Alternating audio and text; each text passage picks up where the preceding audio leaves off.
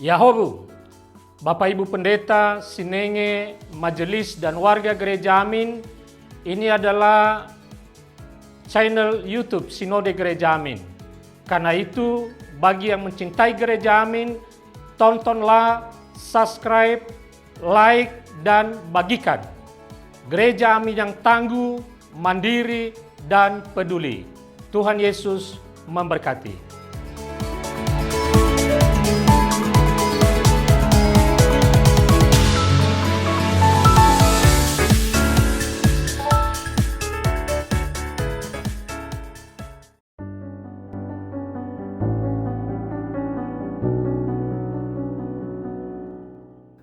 Halo yuk, kita berjumpa dalam YFC.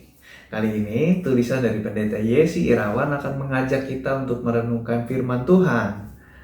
Dengan tema menggapai prestasi, kita mau sama-sama merenungkan Mazmur 149.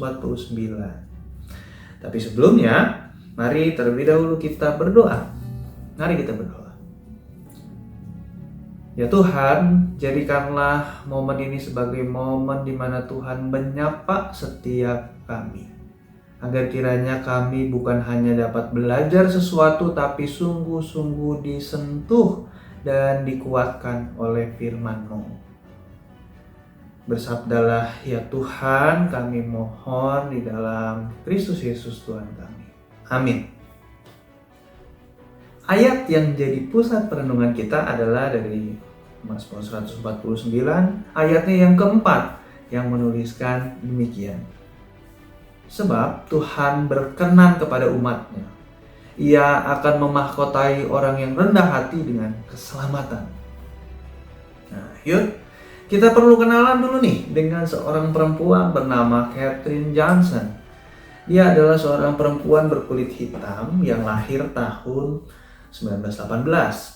Dia berprestasi di bidang matematika, bahkan berkontribusi pada kesuksesan program penerbangan pesawat luar angkasa Amerika Serikat, termasuk saat pendaratan Apollo 11 di bulan. Di balik prestasinya, ternyata dia punya iman yang kuat kepada Tuhan. Dan karena itulah dia mampu bertahan di tengah diskriminasi baik rasial, gender, serta dia menunjukkan prestasi yang mengagumkan. Segala kemuliaan dan hormat hanya bagi Tuhan. Mazmur yang tadi kita baca merupakan nyanyian kemenangan bagi umat Israel. Latar belakang nyanyian itu adalah masa ketika umat Israel mengalami penindasan oleh suku-suku di sekitarnya. Mereka berseru kepada Tuhan di tengah situasi itu, dan Tuhan memberi kemenangan, pembebasan, serta keadilan kepada mereka. Karena itu mereka menyadari bahwa kemenangan mereka atau suku-suku lain terjadi berkat pertolongan Tuhan. Mereka pun bersuka cita atas pertolongan itu. Mereka memuji, mengagungkan nama Tuhan dengan tari-tarian, alat musik, gambus, dan kecapi, rebana dan kecapi. Nah, yuk, dari kisah Katherine Johnson dan juga pemazmur tadi, kita bisa belajar setidaknya dua hal. Yang pertama, kita belajar mengenai pentingnya keteguhan hati untuk meraih kemenangan dan prestasi sekalipun mungkin kita mengalami tekanan atau diskriminasi dalam lingkungan kita.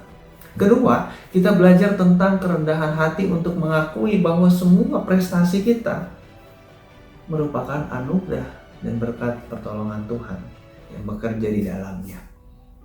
Dengan kesadaran itulah kita akan bisa hidup dalam rasa syukur yang mendalam kepada Tuhan.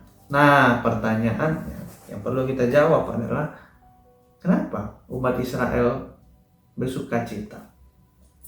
Lalu untuk kita sendiri, dan kita perlu jawab dalam hati kita masing-masing, apa saja sih tekanan yang kalian alami, yang kita alami di lingkungan pekerjaan atau perkuliahan atau lingkungan di sekitar kita? Kita bisa merenungkannya dalam-dalam, dan dengan itu kiranya kita dikuatkan untuk berteguh menggapai prestasi bersama dengan Tuhan yang menyertai. Mari kita berdoa.